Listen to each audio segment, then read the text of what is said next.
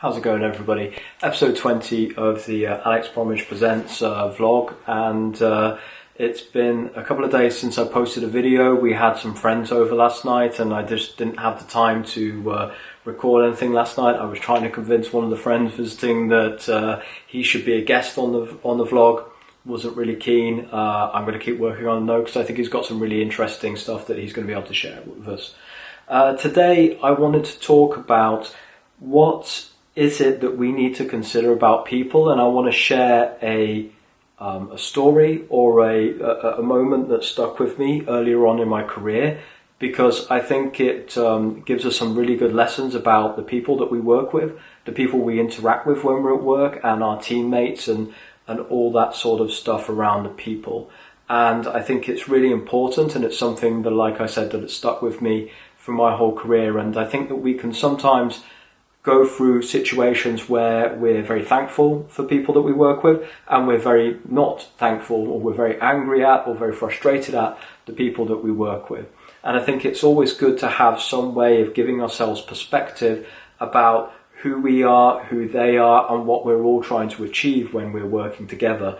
And to then, with that perspective, it can help us take more emotion out of the situation, and we can actually work more collaboratively and be more of a healthy team together. And the story goes like this. In the first year that I was working out of university, I was working in a company called Merlin's ITCM. One of the directors at Merlin's ITCM said to me one day, and I reflected on why he said this to me, and I think it was really because I was getting maybe a little bit big for my boots already. Just after a few months, I sort of felt as a fresh-faced early 20-year-old that I basically knew everything, because I had a degree in mechanical engineering and it was the latest degree from a great university, and clearly all these people were old and they had no idea what it was that they were talking about. And so he said to me, Alex, something that I think you should learn and something that you should remember for the future is that graveyards are full of indispensable people. And I was like, okay, interesting. And the first initial takeaway, and maybe what I think he meant by that, is that you can feel as indispensable to a company as you want, but things happen and people go without any notice, without any ceremony or any goodbyes, and that's just a fact of life. And therefore you also have to be prepared that that's something that can happen. And I think that that's a very good lesson that you can take from that phrase, and you can take from that quote, or I'm not sure whether it's a quote, I don't know where it came from, but it's certainly, I think, something that stuck with me. But I think that as I've grown older, and as I've grown to be, shall we say, less about just what the job is and more about who the people are who are meant to be doing the job, and also, like I shared before, that you have to work more with people as well. You can't just work always in isolation. That for me, that phrase has also taken on a bit of a second meaning, which is, graveyards are full of indispensable people, but that's because everyone that we work with is indispensable. Not should be indispensable, but is indispensable, in that we should be working with who we have as if they are, and they are, the perfect person for us to be working with, because they are the person that we have to work with.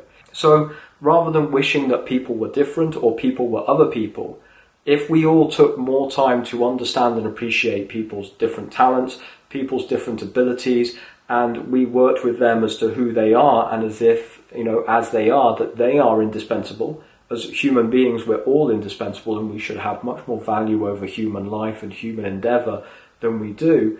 Then I think that we would have much more effective team building, much more effective team functions, and then people and functions and companies would be more successful and more happy. So I think it can go in two ways. You can understand, and you should plan for and be prepared for, that people can go away from your team really quickly. And, we've had some of that recently, where some great people that I've worked with in the past few years have decided to move on from the company, which is always very sad. But it's good for them. They're doing things that are right for them, and you've got to respect that. But you have to be prepared that people will move on, because companies aren't static. Companies move and shift, people's jobs, therefore move and shift. But you also have to understand and appreciate the uniqueness of everyone and the unique skills that they bring. Even if they're not obvious to you and maybe they can be somewhat frustrating to you, you have to accept that and you have to work with that. The most successful leaders and the most successful business people are the people who absorb that, process it, and then are able to adapt the way that they lead and the way that they interact with people in order to get the best out of people, in order to help other people get the best out of themselves as well. If you think everyone should be in just one mold because that's what you like working with, you're not going to be a successful leader. So you need to really understand people, you need to appreciate people, you need to have people as indispensable in your team and in what you do and in your life in general. And I think you'll find much more success through having that appreciation of them. Pretty short one today. Hope you guys enjoyed it. Speak to you tomorrow.